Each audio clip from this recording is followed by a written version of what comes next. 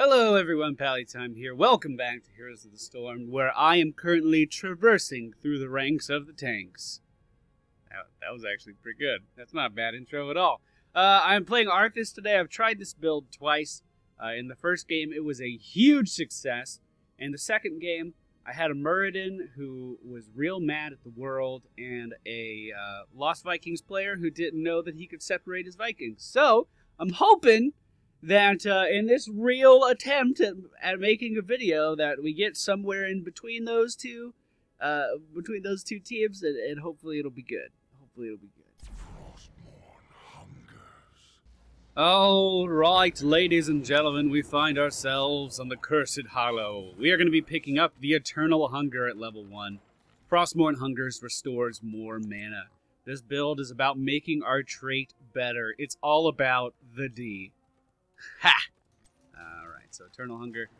Essentially, our trait activate to make your next basic attack strike immediately and do 100 increased damage. And, because of our trait we just picked up, our talent we just picked up, restore 60 mana. Throughout the course of this game, this will allow Arthas to be a lot more offensive and also sustain more in lane. Someone has to protect the tank, so I'm going to head down to bottom. My Q ability, Death Coil, I can use this on myself to heal me or use it on an enemy to deal damage. My W ability, Howling Blast, is a skill shot root. It'll lock someone in place if we're lucky enough to be able to land it. And my E ability is what you see right here. It's a channeled ability, well, not really channeled, but I activate it and then it continues to tick away at my mana bar and deal damage and slow things around me. I believe the slow is stacking, like it starts out really low, but as people continue to stand in my E ability, which is called Frozen Tempest, the slow will continue to stack. So basically, we're in the bottom lane. We're going to be playing Protect the Tank. The friendly team... Oh, Tyrande left mid. Why? Why did Tyrande leave mid? It's okay, but we're behind on XP now. All right, rooting Illidan in place, and we are going to take him down. He got greedy. You can't rush the tank like that when Arthas is playing Protect the Tank. Who do you think you are? Okay, tank, time to back up. That's a minion wave. That's a minion wave. All right, there you go. Nicely done. Nicely done.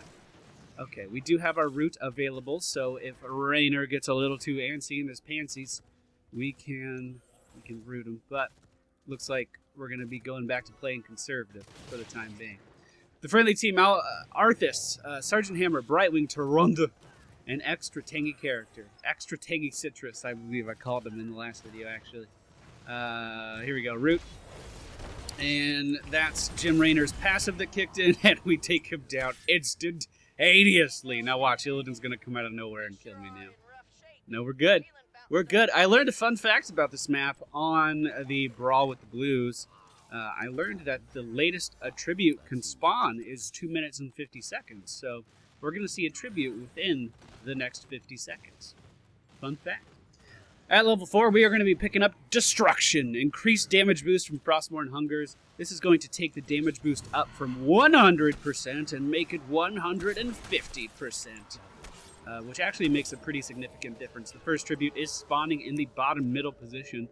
So we are going to act accordingly and walk over to the bottom middle position. Man, this is the best commentary in the world.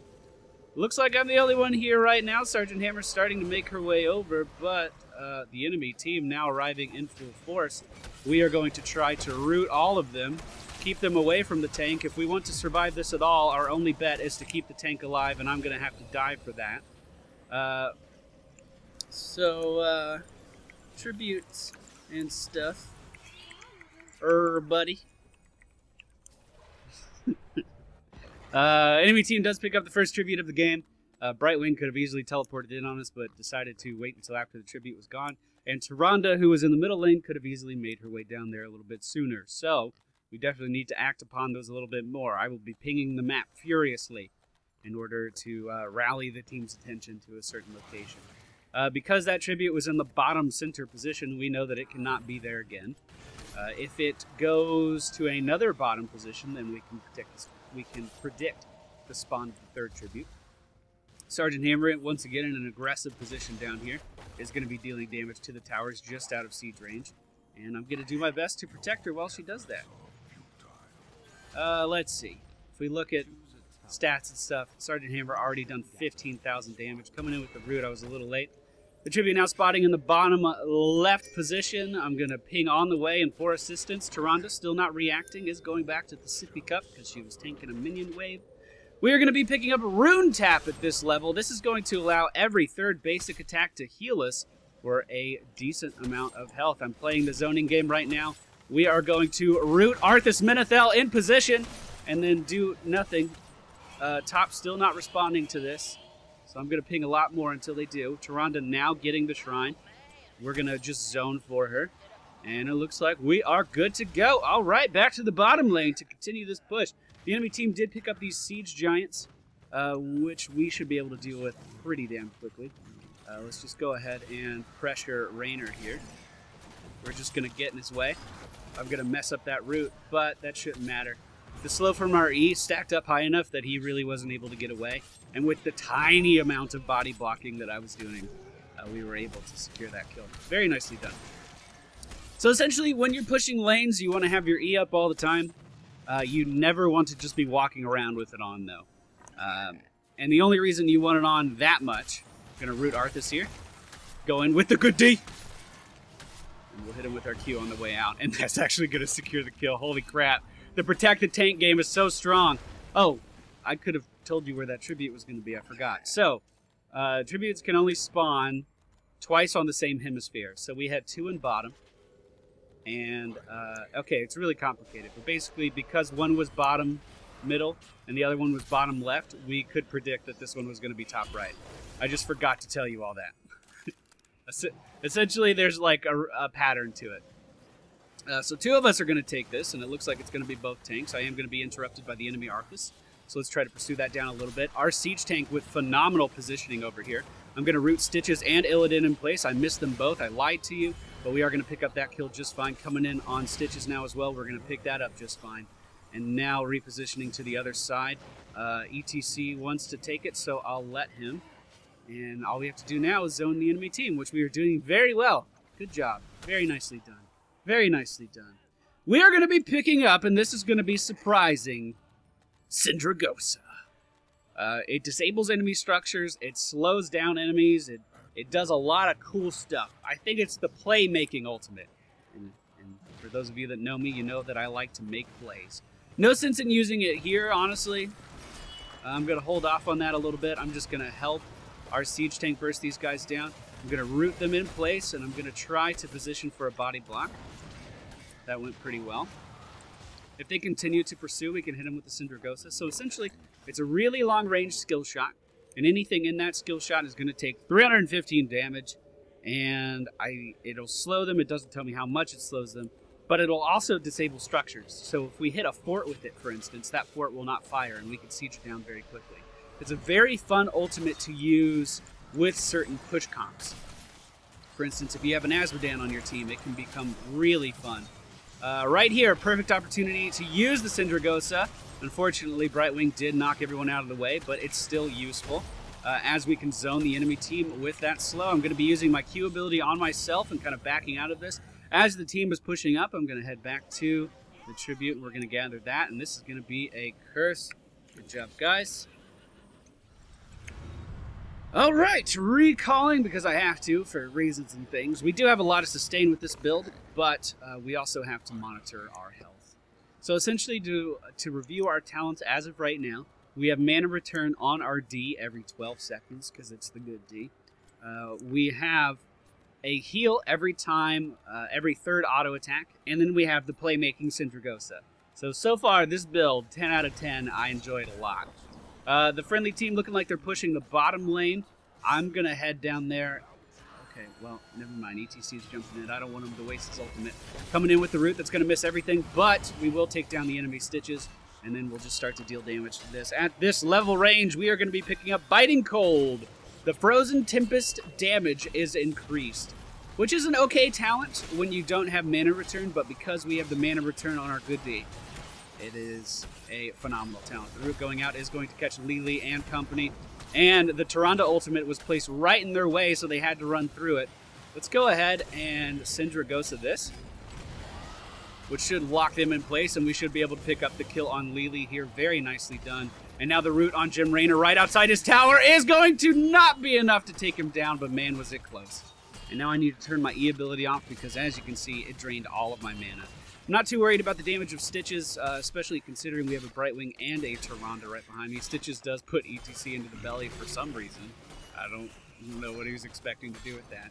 So essentially we can rebuild our mana pool just by using our trait every 12 seconds. But we're going to need to leave before then, it looks like. I'm sorry, Tyrande, you were sacrificed. You were sacrificed. I'm so sorry. We can land this root. Boom! Told you we could land it. For some reason, that is a very satisfying skill shot to land. I think it's because the projectile on it is so slow. Get the rest of our mana back with the Sippy Cup, and we are going to play the Protect the Tank game yet again. Heading up to the top lane to support our dear friend Sergeant Hammer. Fighting here is okay, actually. I was going to say it was a bad idea. Skill shot going out. We are going to root Stitches in place, and he has nowhere to go. The only reason I thought it was okay is because we were buying time for the Hammer, but Hammer is now recalling. I really doubt we can kill Illidan here, but let's go ahead and give it a try. That was fancy. Oh, that's just so fancy. We can go ahead and siege this building down, though, real quick. I mean, nothing's stopping me from doing that, right? Except for ETC backing off. Oh, no. All right, the root going out. We are going to catch Illidan, but I'm dead. The hunt! Oh, my Q went off and healed me, and then Tyrande shows up with her heals. Now I'm kind of around. Oh, my God! Oh, I almost lived through that. That would have been so impressive. At this level, which is level 16, we have a pretty decisive level advantage. We are going to be picking up Frostmourne Feeds. It is no longer hungering. It is now feeding. This is going to allow my trait to trigger twice on auto attacks. So basically our combo in fights, you walk in with your E up. You can hit people with your W to root them in place if you need to. But you walk in with your E up, you get in close, that's going to start to slow down the enemy and deal damage to them. And then as you're approaching, you do an auto attack, immediately trigger your D trait, because it's the good D. And you will get an instant auto attack off for 150 extra damage, and you'll be refunding your mana that you're using on your Frozen Tempest. And then, on top of that, as you're auto attacking with that combo, you're going to be healing yourself as well with Rune Tap. It is ridiculously good. Let's be a playmaker! Yes! Centrigosa, yes! Okay, re-engaging now. Frozen Tempest coming out. We are going to take down Illidan instantaneously. Look at them all frozen! Centrigosa, you have done us well! Alright, we're playing Protect the Tank, but all the healers have backed off.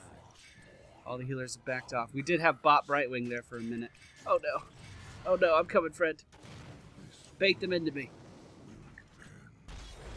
Oh, he didn't go. Damn it. Oh, Centrigosa is so much fun. Okay, so if you don't have a healer, the obvious talent choice is the Army of the Dead, because you can heal with it.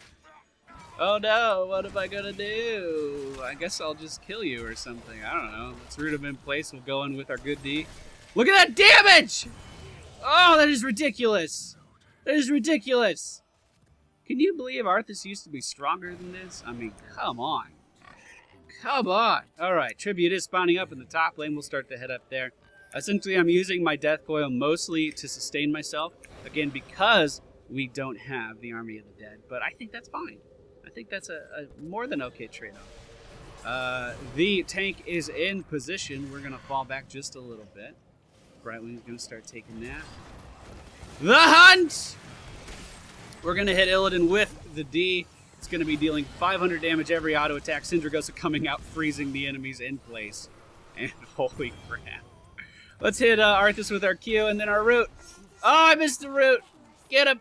Get him. Get him. Oh, the owls! You're a wizard, Arthas! You're a wizard, Arthas! Alright, let's go tank this for the team. And you can just see how much mana we're actually getting restored. It's about a full bubble every time we auto attack with our Frostmourne Hungers. And remember, we get that trigger twice now. So if you look at my mana bar, let me walk into lane here and find something to hit. If you look at my mana bar, this is a normal auto attack, and then Frostmourne Hungers. That's pretty good. That's really how you can afford to get the damage boost for the E ability, and then pretty much have it up the majority of the time. It's a pretty good combo. Okay, so they want to get this bottom structures, these tier 2 structures. Let's go ahead and protect the tank. So if you're going up against Illidan like this, it's actually pretty important that you wait for him to use his evasion before you go after him with your trait. Because what happened right there was I just went in and I started swinging, and he actually evaded that extra damage boost that I could have been dealing. Now that the tank is here, or now that the golem is here and I have the cooldown, we're going to fire this into the keep, which is going to make the keep actually not shoot at all. So this golem has the highest potential ever to actually kill the structure. What we need to do in the meantime, though, is take down this tower, because this tower is actually dealing damage to the golem. But this thing isn't going to fire at all for, I think, like 20 seconds or something. Yeah, 20 seconds, which is ridiculous. It's so good for pushing comps. I love this ultimate. It's so much fun. We have pushed pretty hard into the enemy's territory. We're playing the Protect the Siege Tank game yet again, which is what you have to do when you have a hammer. I mean, all of our damage this game is coming out from this Siege Tank. And from myself, actually. Our damage is pretty high. We are in range of the core. Let's go ahead and pick up. So, at this level, I would recommend getting the upgrade to Syndragosa if you pick the Syndragosa Ultimate. If you did not, get the Hardened Shield. Because the Hardened Shield is going to make you survive even more. How do you miss a grab on a tank that's not moving?